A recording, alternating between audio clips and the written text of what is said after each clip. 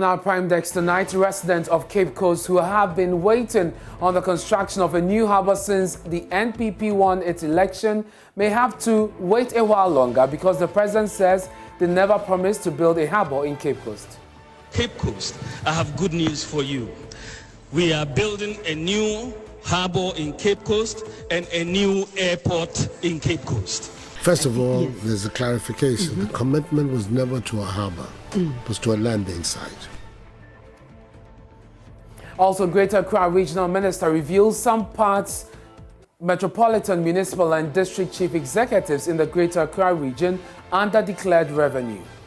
As leaders, as professionals, I charge you to go back to your respective assemblies and ensure that those leakages in revenue generations are dealt with. And of course, the Business Securities and Exchange Commission intensifies collaboration with economic and organized crime to clamp down on growing Ponzi schemes and unlicensed investment firms in the country. So if they have a product, they have been licensed by the SEC, but if they are selling a product to you, you should ask questions. This product, how does it work? And what are the risk-return characteristics? We have details of these and more, including the NDC's challenge of the EC's description of the 2020 elections and some stories on mental health. Johnny's Prime is coming to you live from our studios here at Fanofa, Kukumlemle, Accra. You are live on DSTV, channel 421, GoTV 144. This is your home of independent, fearless, credible, and impactful journalism. Stay tuned in.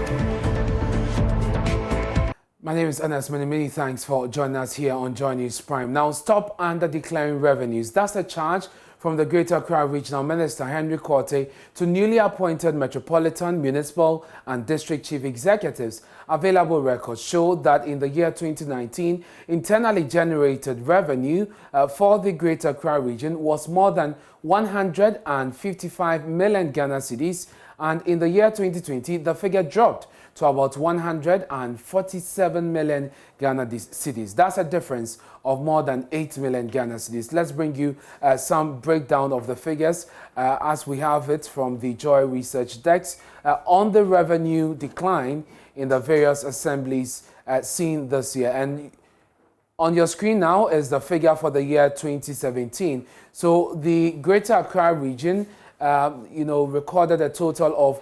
123,977,894.76 Ghana cedis, representing 46%. In 2018, you had 146,770,520. That's representing 42.75% of the national IGF collection.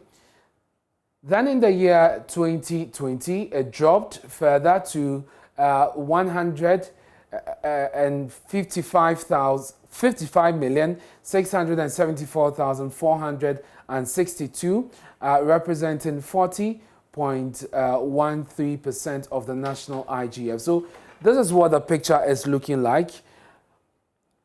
It then went down further to 147,396,929, representing 37.45% of the national IGF collection. And so you see on the bar charts there, it declined since the year 2017 of the revenues collected by the various assemblies within the Greater Accra region.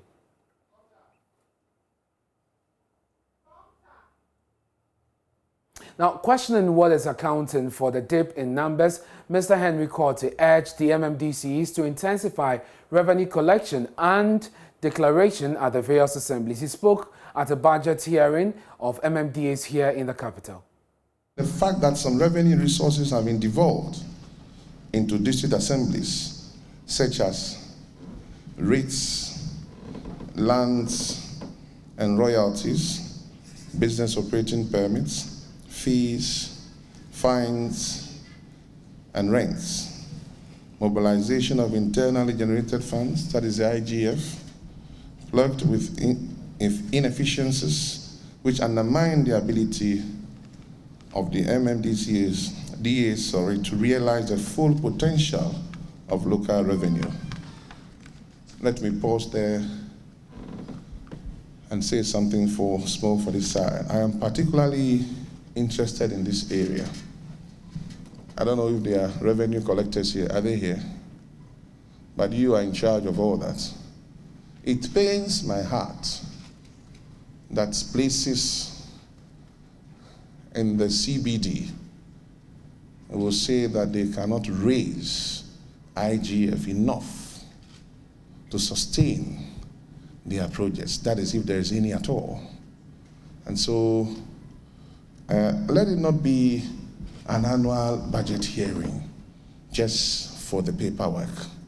But I think that as leaders, as professionals, I charge you to go back to your respective assemblies and ensure that those leakages in revenue generations are dealt with.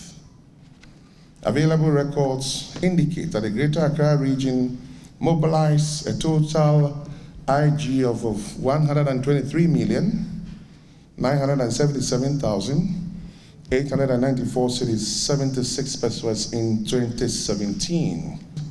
In 2019, it accounted for 40.13% of the national IGF collection, but dropped to from 155 in 2019. It dropped to 147,396,929 cities in 2020, which stood at 37.45% of the national IGF collection. Clearly,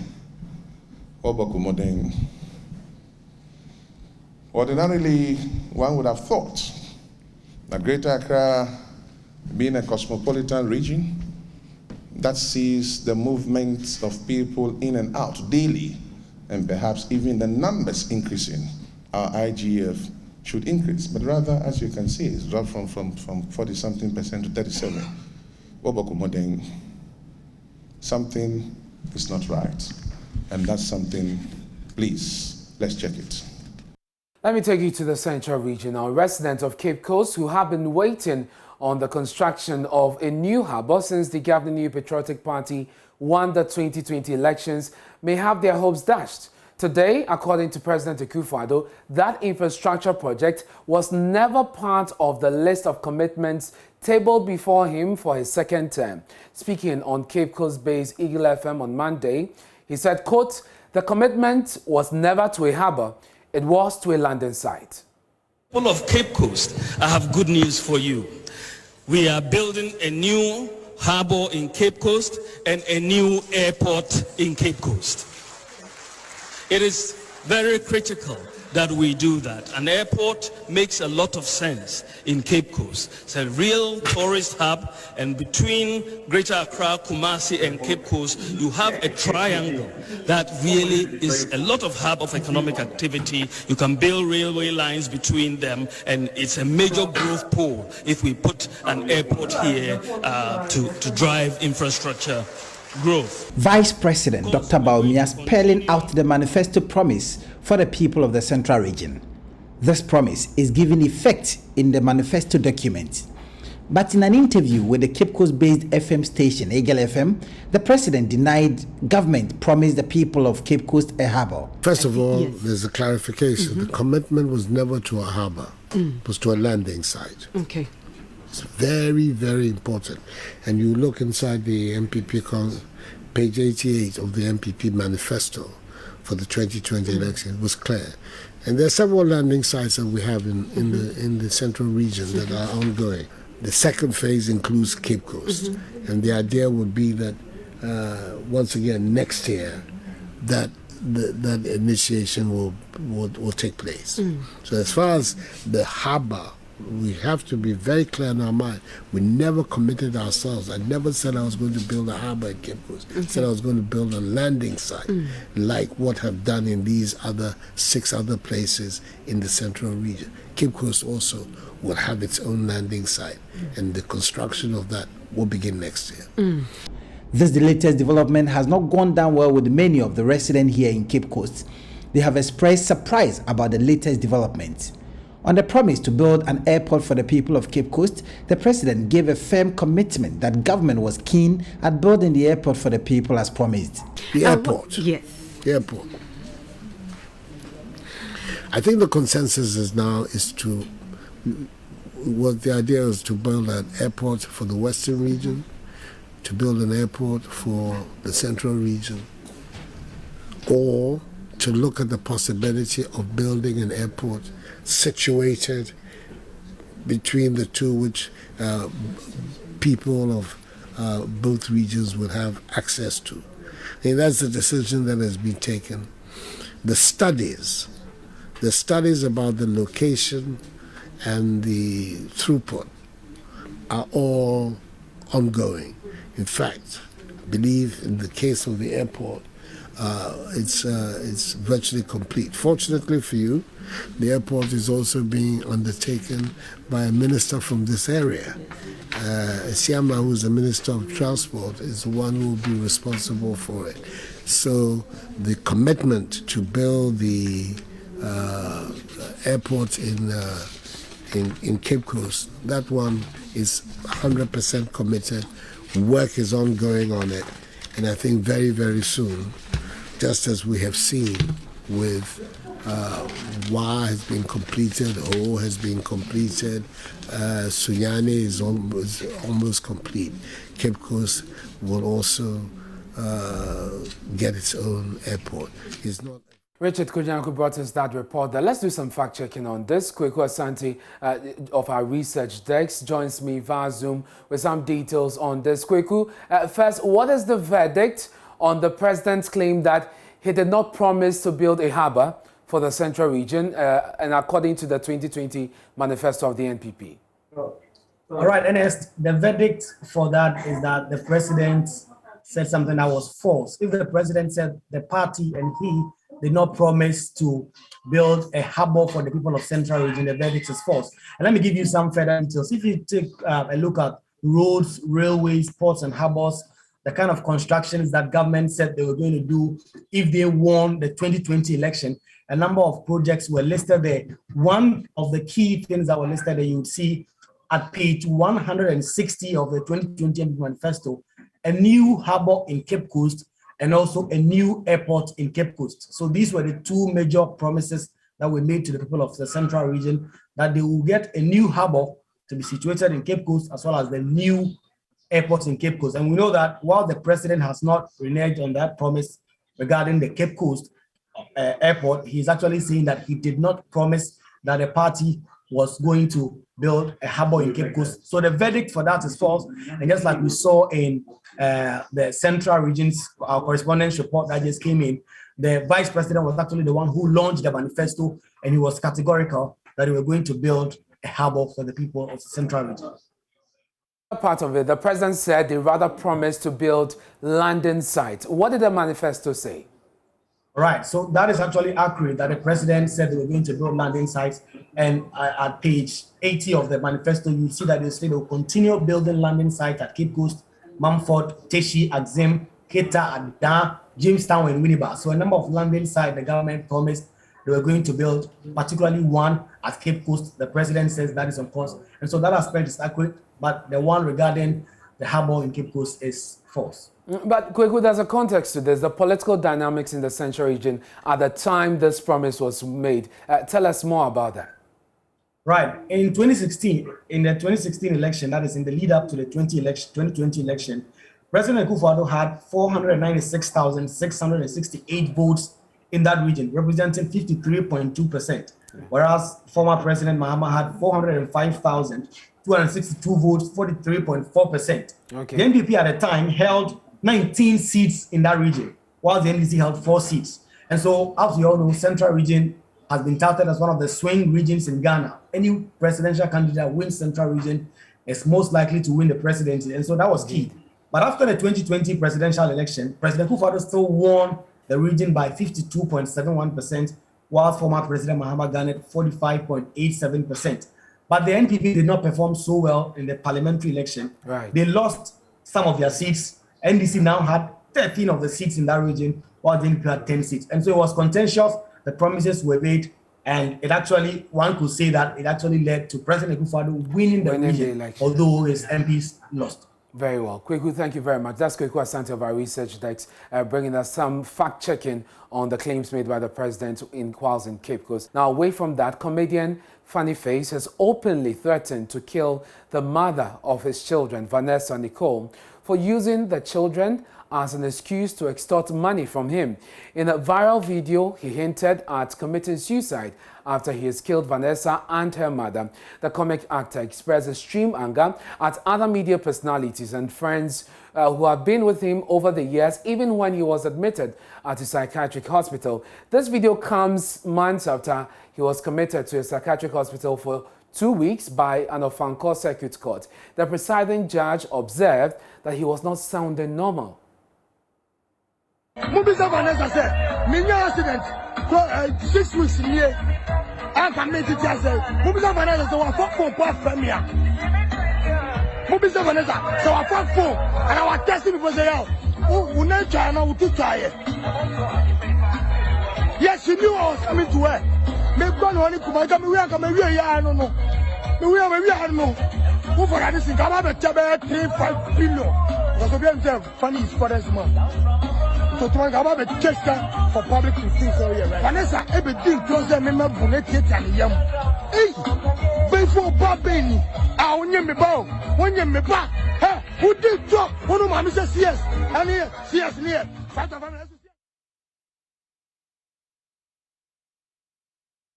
So this video, came with some unprintable words directed at some persons, close to him, and it also came with a suicide note. I will bring you details of that on your screens shortly. And so that over there is a screenshot of the notes that came with the video, essentially bidding farewell to his children and that of the mother of his children, and telling them about where he has some landed property, and also asking them to, asking them to do some things on his behalf, which includes his vision of, creating a field for children, a playground actually for children who could, use that for recreation purposes. Let's go on to Zoom now and speak to psychologist Dr. Ruth Owusu-Entry. Thank you very much for joining us, madam. Your impressions about this video, first of all. Thank you very much and good evening. Good evening. As a starter, I am a psychiatrist, not a psychologist. Our jobs are closely related but quite different. So that video is a sad one. What comes to mind immediately is the fact that Funny Face needs help immediately.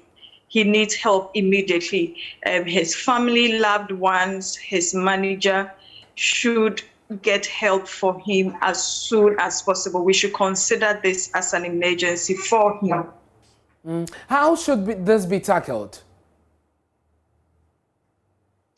Well, there are so many ways to tackle this. He will need to understand himself the need for the help. But if he does not understand, then there are some other channels that we can go through. But in his position as a public figure, we will not want to go into details about all the measures that are in place. But what I can say is that he needs help. He has families, he has a manager. They should get the help for him as soon as possible. And I'm sure they know where to get the help. But how about the persons who are being threatened? Will they need any form of psychological help or support at this time? Definitely. We should not take those threats for granted. We should not ignore them. We should get some security for them even in the first place. And they should be protected because this is an open threat to them. And so we should not ignore it and then take it for granted. They should get some protection and then get some psychological support, because this can lead to fear and panic. This can lead to anxiety. This can lead to a series of other stress that can break them down in several ways. And so aside getting protection for them, they should also get some psychological support. We are in the month of mental health. What can you say about mental health of celebrities or popular persons, people who are out there? What can you say about that? In fact, nobody is immune to mental health challenges. Mental health disorders are no respecter of persons. It doesn't matter your level in the society. And indeed, those even in the limelight are likely to suffer more because it will be more challenging for them to step out and get help. I want to throw an invitation to everyone out there. It is not a curse. It is not a misfortune to suffer any form of mental challenge.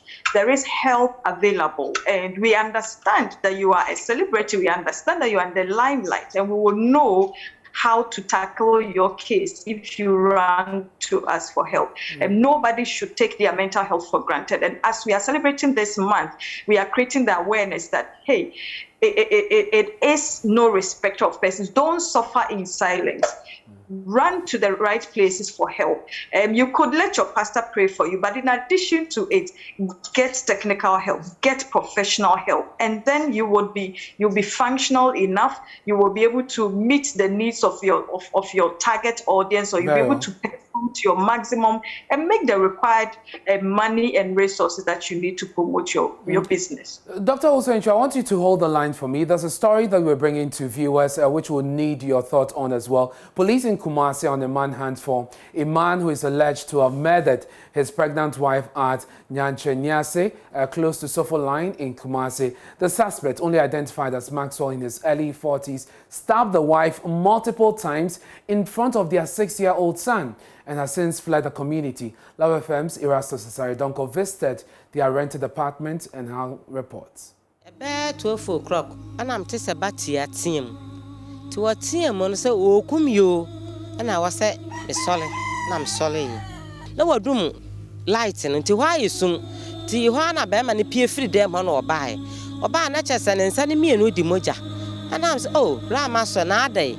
One Casanti de Muya so for Banataliana or the Pipamujan. That is wife of the landlord, Madame Amanyako, narrating how she was woken from her sleep by a pregnant woman being killed by her husband.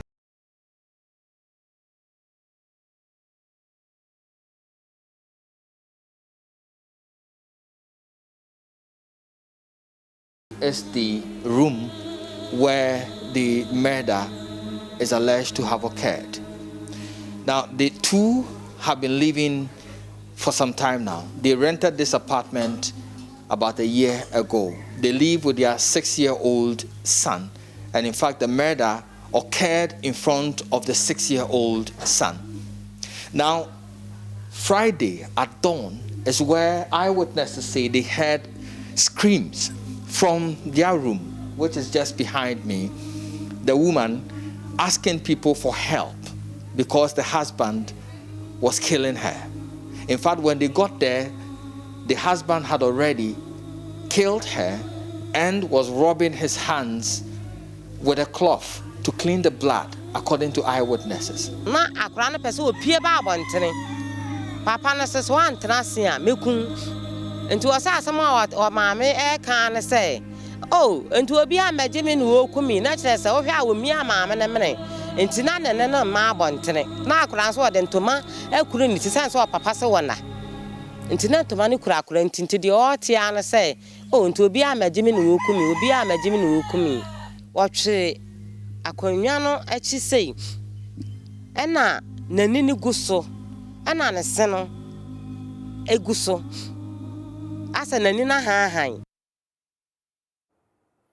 Well, Erastus Saridonko joins us via Zoom with more on this. Erastus, you have been interacting with a member of the family. Who is this and what has the person been saying? Yes, I've been interacting with the grandfather of the victim, and he tells me that the family is in sorrow now. In fact, they are in shock. And they did not anticipate that something like this could happen. He also tells me that, in fact, there have been some quarrels, misunderstanding between the two. and he'd been trying to solve it for some time.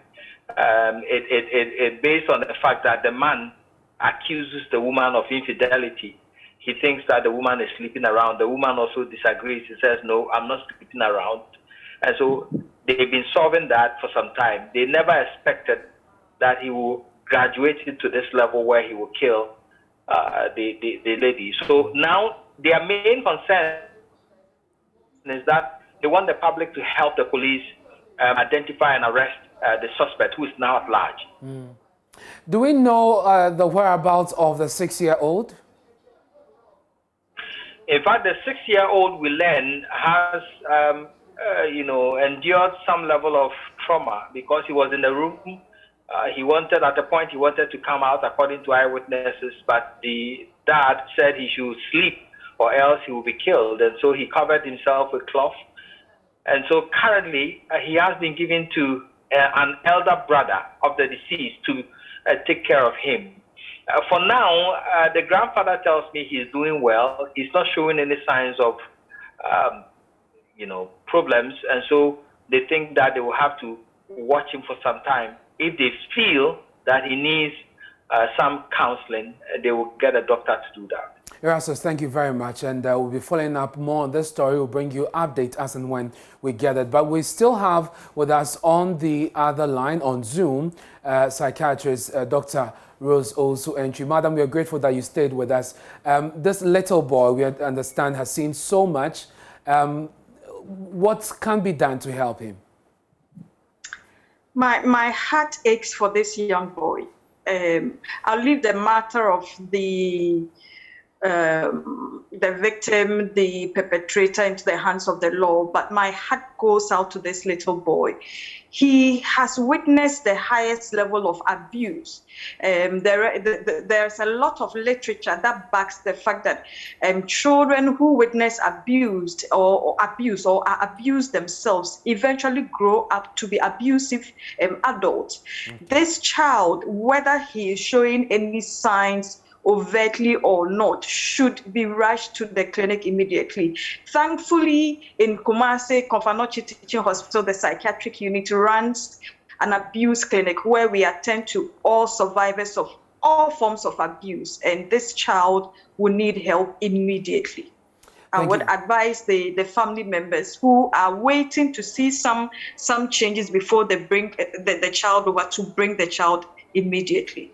And Dr. Ruth Owusu-Antwi is with the Komfo Teaching Hospital and a psychiatrist there. Madam, thank you very much for speaking to us. Still to come here on Joy News Prime, Securities and Exchange Commission intensifies collaboration with the Economic and Organized Crime Office to clamp down on growing Ponzi schemes and unlicensed investment firms in the country.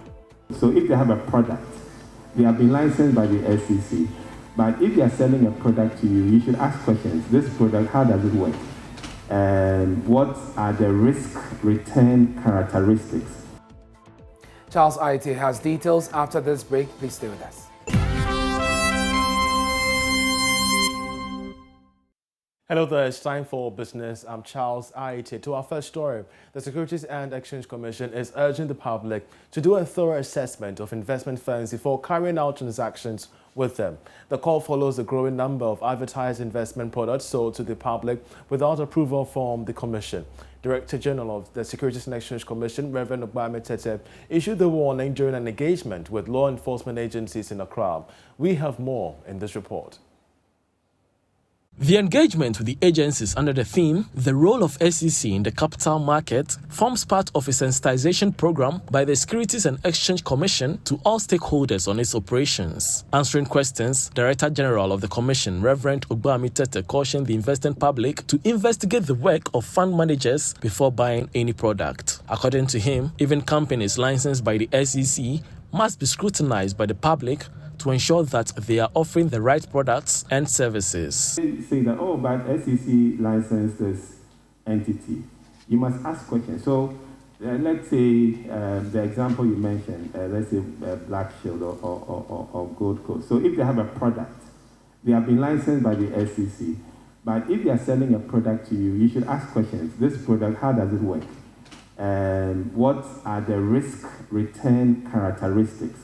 So So you can satisfy yourself that this one I can do it, this one I'm not comfortable, so I'll just stay with this one. So I think that people ascribe merits. So once it's been licensed, that's it. No, but you need to do your own questioning and get the information. So you are making an informed choice.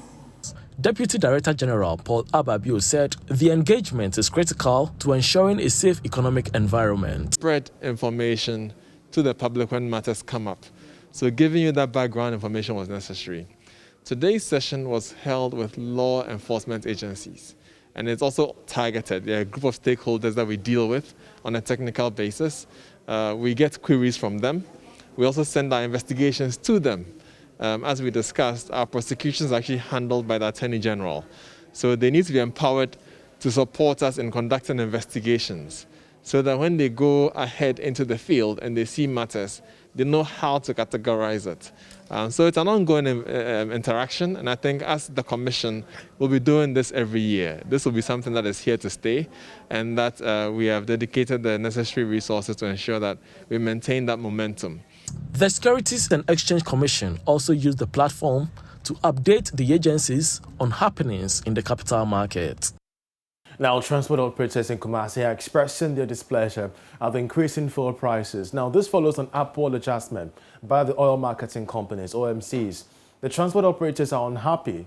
The consistent upward adjustment would negatively affect their businesses, they say. We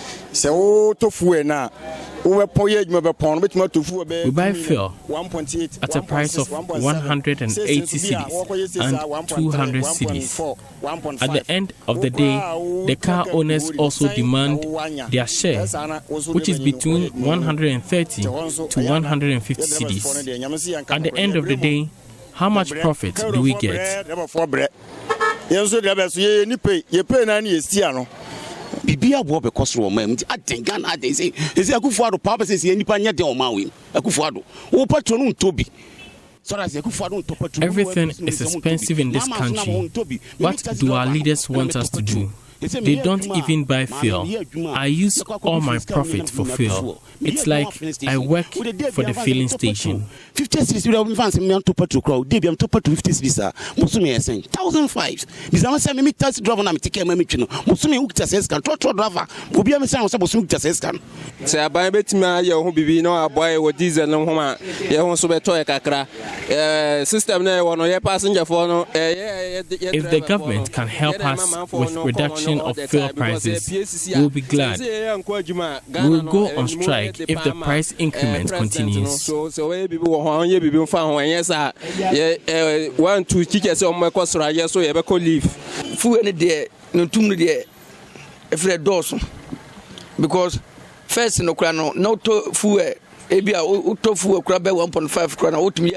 continuous fuel price increase is becoming unbearable.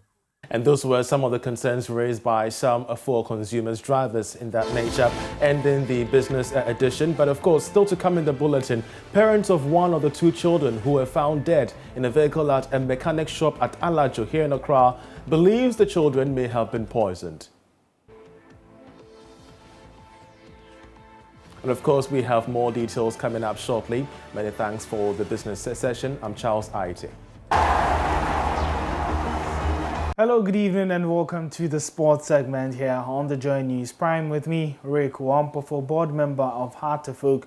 Dr. Nyaho Tamaklo has described the performance of the club's CAF Champions League match day referee Rodriguez de Carvalho as a disgrace to African football. Speaking to Joy Sports after the Phobians 1-0 win over Wydad AC of Morocco, Nyaho said the Ghana Football Association should consider filing a protest on behalf of the club over the abysmal performance of the referee.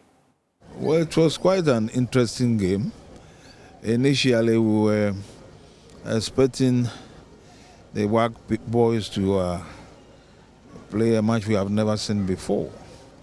But I think our boys were able to study them carefully. And the match itself was a good match.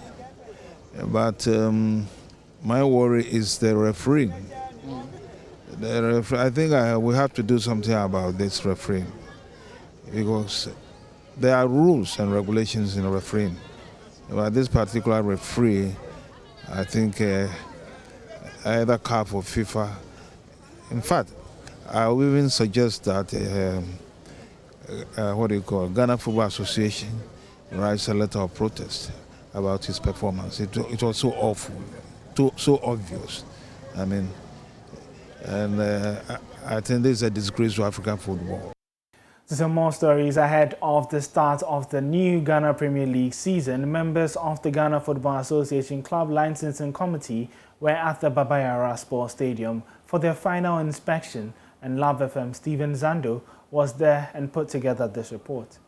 Ghana Premier League clubs Asante Kotoko and Kimfesa, as well as lower tier sides Asoko Deportivo and Pacific Heroes, submitted the stadium to the GFA as their venues in fulfillment of the infrastructure criteria for the license application processes. However, the famous Kumasi Baba Yara Sports Stadium was classified among the 15 match centers to have been conditionally rejected by the Club Licensing Committee after the first inspection last month. According to the Club Licensing Committee, the stadium was conditionally rejected due to some defects at the safe zone and the dressing room, which required some fine-tuning before the facility status can be approved. The licensing team during the re-inspection on Monday was led by Club Licensing Manager Julius Ben Emuna. Also, Madam Lucy Josephine Ando, who is the Assistant Operations Director of Kotoko, represented the Porcupine Warriors, while Ni Odoi Aye, Marketing Manager of Kimfesa, represented the Inshallah Boys. The team first went to inspect the safe zone before they visited the dressing room. The pitch itself was also inspected, where Mr. Frank Boahin of Greengrass Technology took the team through the condition and the state of the pitch. In the end, the inspection team was satisfied with the level of improvement at the facility since the last inspection. Julius Ben Emuna and his team, after inspecting the Kumasi Sports Stadium, departed to Techiman for another inspection work at the Ohene Amia Park. From the Baba Yara Sports Stadium in Kumasi, Stephen Zando reporting. Before we go, let's get the latest from the Black Queens who have arrived in Nigeria ahead of the first leg of the 2022 Africa Women's Cup of Nations qualifiers. Mercy Tego, who is the coach, has named a 22-woman squad for the full game, and there you can see the full list of the squad. And we do have Fafali Domihasi, who of Police Ladies, and then we have Victoria Ntreje, and then Mary Nikwe of Immigration Ladies. They make the goalkeepers. For defenders, we have Gladys Amphobia and then Ellen Coleman, both of Lady Strikers, Nina Noshi, Janet Ejiri, Blessing Agomaji, Justice Chineboa, and then Felicity Asuako. For midfielders, we have Naomi Nima, Monica Adai. We have 4 Graces in the team: Enima Echampon, Adams, and Asantewa. And then Portia Boache also making up the midfield list. In attack, we have Sofa Ejakwa, Vivian Eje Kunedu, Elizabeth Owusu, and then Sonia Opoku, and then Priscilla Edubia. Well, that makes the full list of the squad, and as I earlier mentioned, the Black Queens are in Nigeria and would be facing the Super Falcons of Nigeria on Wednesday. So we'll be bringing you updates of that as well. That wraps it up for the sports here. My name is Oreku Ampofo. And the beautiful Nola Karen Yale is here with the latest in showbiz. Hi, Nola. Hi, Ernest. How are you doing? I'm good. You look good. Love your suit. Yeah, thank you very much. So what do you have for us today? So let's begin with ace actor Mickey Osei-Beko. A lot of movie fanatics know him as Master Richard. Master Richard, yeah. From Taxi Driver. I had a beautiful conversation with him. We had a conversation about the ongoing debate about the activities of the LGBTQI plus community. And whether or not their activity should be legalized or not. And you know how people argue that this is a clear case of human rights. No, human rights. And that with human rights, people should be allowed to do whatever they want to do with themselves. Well, for Master Richard, he says he sees no right in life where people would use exits as entries. And for those of you who are advocating for the rights to be, legalized, he says he looks forward to a day where you feed yourselves through your noses. My stand is that we should learn from animals. If we have become too wise as human beings, we should go back and learn from animals. because I'm trying to find out whether female chicken will make love together or the male ones will make love together, the goats and the cow, the sheep. Once I find out that I'm able to do that, then I'll believe that is God's own program. But once they are not doing that, then I'm beginning to believe that human beings are becoming too wise. So what then would you say to people who come up with the argument that this is a clear case of human rights? People should be allowed to do whatever they want to do with yourselves. And exits as entries? I don't get that. You know, I don't see the rights there is in life to use exits as entries. So I think that we should learn about that. I don't think that we should be too wise and too free to start using some of the entries as exits and exits as entries. Well, Master Richard does not mince words. He says it as he believes it. That's right. But there's somebody who disagrees with him. That's right, and that's musician Shatta Wale. He says it's a free world, and so people should be allowed to do whatever they want to do with themselves. Well, I always have one thing to say. It's a free world, and I want all of us to be free. I don't really want to get my mind on... Shatta, don't play politics with me. What's your stance? It's a free world. It's a free world, that's what I'm saying. We should allow them. We should allow everybody to be free in this world, because I believe people don't understand me, but I want to feel free. And it's making me get emotional pains, mental pains, physical pains. I really feel it's a free world, so we should just allow everything to be the way it is. We can't change anything. Yeah, I have most lesbians, most gays who are my fans, and I can't say because they are gays and lesbians, I have to, brush them off. I believe they love me because of my music. They don't love me because I'm gay. They don't love me because I'm a lesbian. So it's a free world. I think we should allow everything to move the way it is. All right, very interesting views there. Yeah, and I'd like to hear more of them, Noella. When you meet them, just ask them. Let's see what they're I'll do that. I'll do that just for you. All right. But away from that, let's talk about Cindy Thompson, gospel musician Cindy Thompson. She was on Joy FM with Fifi Paulson on The Reason Is Jesus. And in 2000, she released her Erratic as a song. Yes. And coincidentally, it was an election period. Yeah. And so the NPP used that song for their campaigns. And she's been recounting the effect that had on her. All of a sudden, I was there. My manager called me. Council TV ne sheboro kodo. I was so worried. I said, what is going on? Then when I put on my TV and I saw at my Chagbona the NPP, then I quickly put off the TV. Say, Green Marshall. What is this? My song. Then, in fact, when you think humanly. When I was thinking about, I got afraid. Hey, these party people say, what do you call associative party? And now they can kill you, they can destroy you.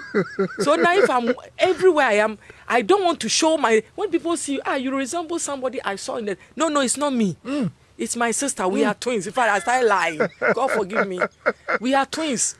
Can't you see she's taller than me? I started because I was afraid. And watching it even on the TV, I saw something. God revealed something to me. I feel the discomfort, really. Yeah, especially when her permission wasn't sought. Exactly. But yeah, that'd be all for Showbiz. Thank you very much, Noella, for bringing us the latest in the world of showbiz.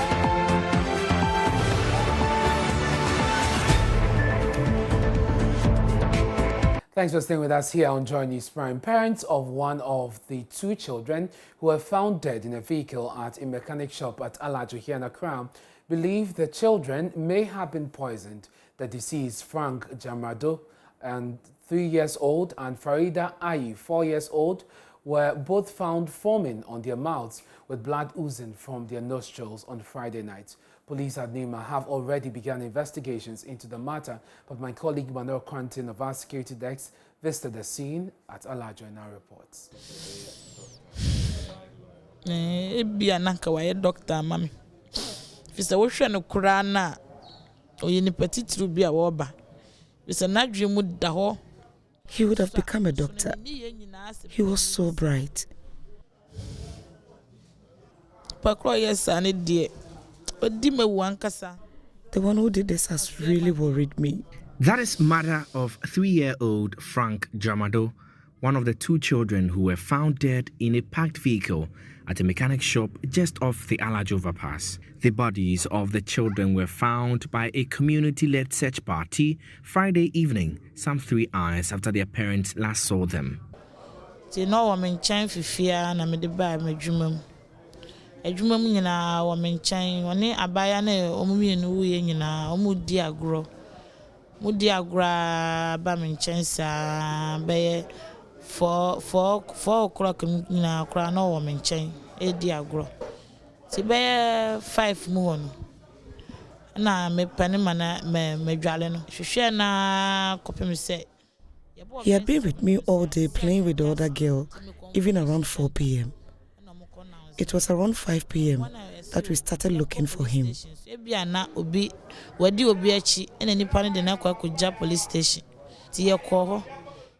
went to the police station to report, but were called immediately that he had been found dead. The circumstances under which the children died have left all the other residents in fear. People no longer allow their children to go out unsupervised. The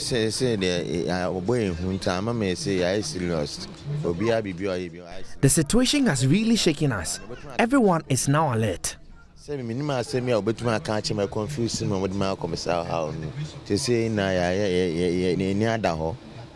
like this never happened in this Alajo here before, because I've been here for so many years and I never experienced this thing before. This is the first time this thing happened in Alajo. That's the reason why we don't understand it. Yeah, and we are very, very serious. 9-year-old brother of the deceased, Fred Dramado, is visibly shaken. He wants to leave Accra altogether. I want to go and stay at Sugakope, my hometown. Father of the deceased boy, Larosi Osari, believes the kids might have been killed.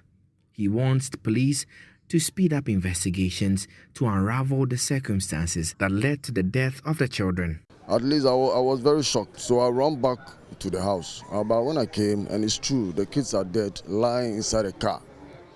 And their mouth was with foam and mixed with blood. I didn't understand that issue. For me, I suspect that they are being poisoned, because the way I saw them lying down, it's not something like the struggle or it's something that I don't know. I think it's poison because there's foam coming out from their mouths. You understand? So I think somebody have killed them. Yeah, I'm very, very sure that somebody have killed them and just brought them to the car for people to know that maybe it's heat or something like that. But I don't think it's heat.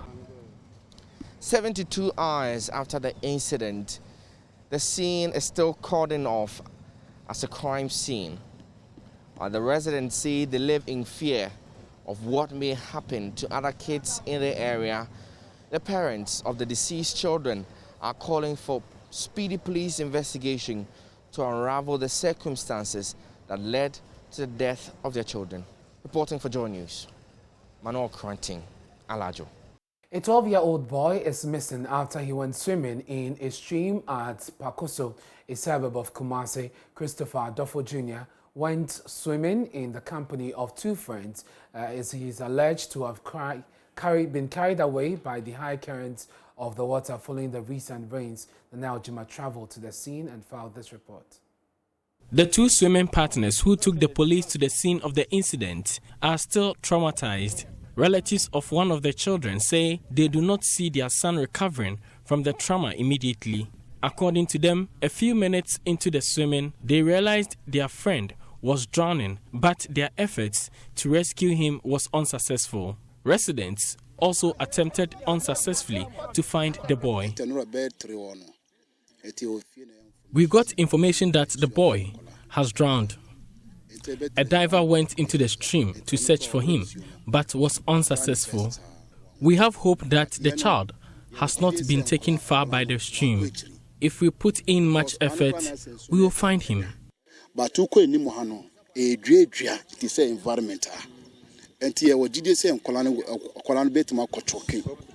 Yes.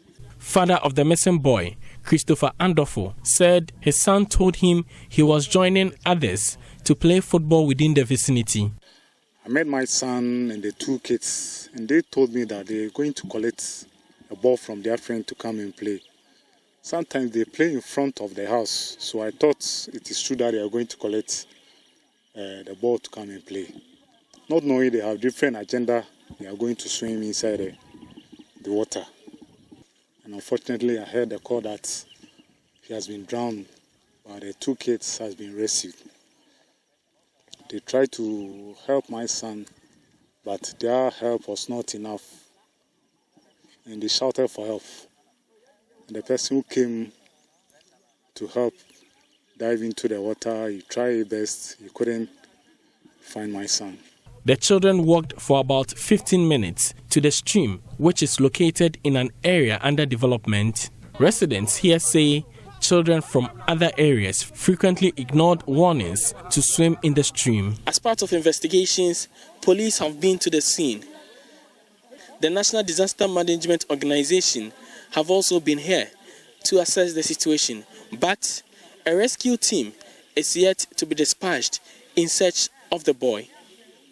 Residents say it must be done immediately. For Joy News, Nana Ojima reporting.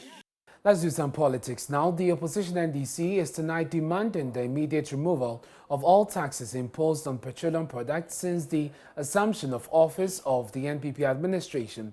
The NDC argues that 60% increase in revenue from the country's oil sector makes it untenable for government to still maintain the taxes. Communications Officer of the NDC, Sami Jenfi, addressing the media on the recent hikes in fuel prices, observed that in spite of about 45% increase in fuel prices this year alone, only 4% has been handed over to public sector workers, a situation he believes will bring hardship on the ordinary Ghanaian. Sami Jenfi believes the hikes in fuel prices is due to bad leadership under Akufo-Addo administration. There's more in the following report. The NDC Communications Officer Sami Jenfi began the press conference by reminding Ghanaians on some comments made by then candidate Akufo-Addo and his running mate, Dr. Mahmoud Bawumia. Has no sympathy for Ghanaians. This is Dr. Bawumia. So let nobody accuse Sami Jenfi and the NDC for doing politics with fuel prices. This is the standard they subjected President Mahama to. Now, can we go to the next slide? Quickly, this was, I believe, a tweet he made sometime in May 2015, and this is what the economic whiskey of the NPP said about fuel prices. I feel really sad this morning for the ordinary Ghanaian, the hard-working people who have to endure the insensitive decision to increase fuel prices at this time. Next slide.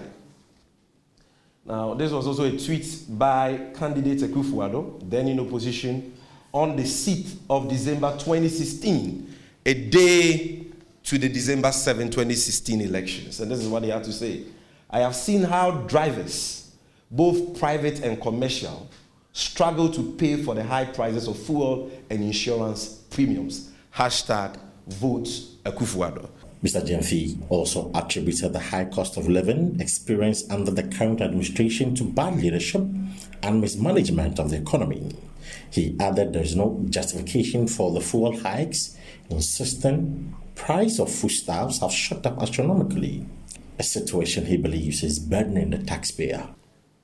A 50 kg bag of cement that was sold at 27 Ghana cedis in the year 2016 is being sold at 52 Ghana cedis today, and even in some cases above that price. A ton of iron rods, 16 mm iron rods, that was sold at about 2,800 Ghana cedis in 2016 is today selling at 5,300 Ghana cedis. While a packet of aluminium roofing sheets that was sold at about 520 Ghana cedis in 2016 is being sold at about 1,200 cedis today. Additionally, ladies and gentlemen, a bottle of Frytol oil that used to sell at 130 Ghana cedis in 2016 is today selling at 285 Ghana cedis. Similarly, a crate of eggs that used to sell at 12 Ghana cedis in 2016 is today selling at a whopping 26 Ghana cedis. Just to mention a few. Times are very tough. The system is hard and pockets are dry. He have called on government to scrap taxes imposed on petroleum products. We therefore wish to call on the Akufo-Addo Bawumia MPP government to, as a matter of urgency, scrap 1, the special petroleum tax of 46 pesos on a litre of diesel and petrol. It will be recalled that the special petroleum tax was introduced by the ex-Wal NDC Mahama administration sometime in 2016 when crude oil export price fell far below government's budgetary projections. The objective was to shore up government revenue for development purposes. But given the fact that crude oil prices have increased from below $40 to over $80 per barrel in recent time, far above government's budgetary projection of $54 per barrel, it is untenable for government to still maintain this tax, the special petroleum tax on petroleum products now, and same should be scrapped without further delay. In the same vein, we call on government to scrap the newly introduced taxes on fuel products, such as the energy sector levies of 20 pesos on a litre of diesel and petrol, and the new sanitation levy, boiler tax, of 10 pesos on a litre of diesel and petrol, as same is totally needless and useless. And still with the NDC, former President John Mahama has resumed his thank you tour, this time in the Volta region. John Mahama has been addressing derbers of chiefs and people of various communities in the Volta region. Speaking during the tour, John Mahama vowed he will not tolerate cheating in the 2024 elections, stating that the NPP party cheated in the last elections. The former president is optimistic that the NDC will come back to power in 2024. He also at a Durbar in Asogli indicated that projects started by the NDC which have been abandoned by the NPP is worrying. He dared the NPP government to come out with a list of 740 projects they claim are being implemented in the Volta region. He assured the people of the Volta region of its fair share of the national cake if the NDC comes to power in 2024.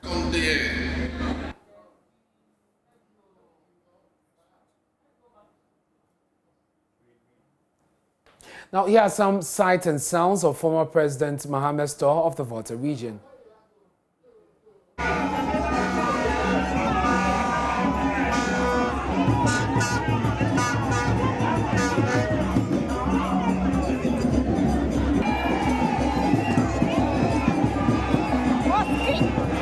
Politicians a lesson that when you're not in government and you're sitting aside, you think it's easy.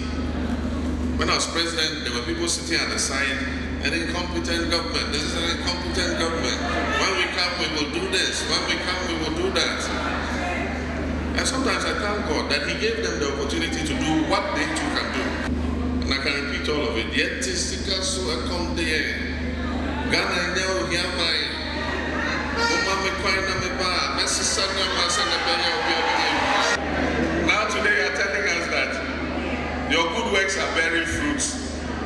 If they are bearing fruits, we will see for ourselves. The Secretariat overseeing the construction of the National Cathedral says it hopes to raise an additional $100 million to serve as maintenance fund for the facility, expected to be completed in 2024. Chief Executive of the Secretariat, Dr. Paul Opoku-Mensah, says it is their hope that the endowment fund will accrue the required amount of money to cater for future expenses without burdening the public purse. He spoke to Joy News on the sidelines of an ongoing symposium organized by the Secretariat. It's almost about 100 million maximum endowment. You see, endowments are going to be critical to the success of this project. We're trying to introduce a new way of running national monuments. That the national monuments, you have the resources to run on their own, to maintain themselves. Instead of every time looking out for others to give you grants to run your programs and then raising money to maintain. We really are introducing a new model. So beyond the cost, can we add about $100 million just to ensure that you have resources in perpetuity? So normally what you do for an endowment is that you invest it, and then you only use the interest. So if you're able to raise about 100 million, what it means that every year, based on your interest, you have. That's what most of the major institutions, the African American Museum, the Smithsonian, that's all how they survive. Don't really want to say we've built a national cathedral. We've seen so many projects being built. I mean, hospitals are built and there's no money to run them. We really want to insist that it's possible to do things differently, but you have to do it now. You see, you can't finish building and then go raise money. I mean, that's why we said, look, we have integrated this idea of an economic engine and an endowment. But 250 is for the building, and the 100 will be for the endowment. That will allow us to run this in a very generative, progressive way. This is Johnny's Prime with me, Anas Mini. We're taking a break. When we return, we'll bring you more stories.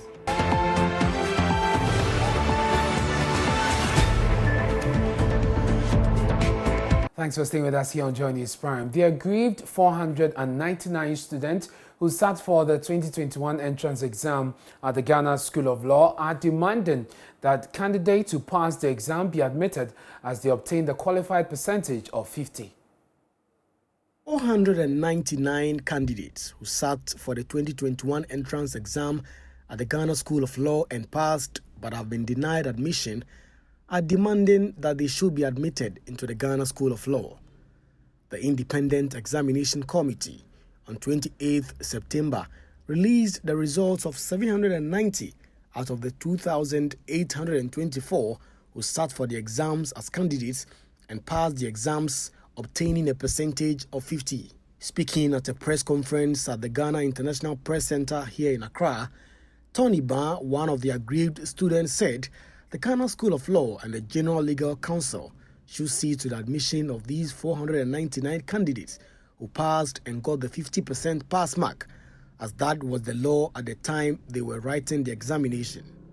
We appeal to the President, who also happened to be a member in the permanent good standing at the bar, to cause his official representative on the DLC, the Attorney General, Mr. Godfred Yeboah-Dame, Esquire, who is clothed with powers under the Legal Profession Act 1960, Act 32, to order the General Legal Council, and for the matter that the Ghana School of Law, to comply with their own rules of engagement and within the confines of the law by admitting the remaining 499 candidates who passed the entrance exams. This, respectfully, is not too much to ask for. The aggrieved students thanked the presidency for responding to their petition and is also urging the Speaker of Parliament, Minister for Justice and other relevant officers, which they have petitioned, to treat their concern as a matter of urgency because the right thing and justice must prevail. And that's it for Johnny's Prime. Many thanks for watching. You can log on to myjournline.com. You find more stories there. I'm Ernest Mino.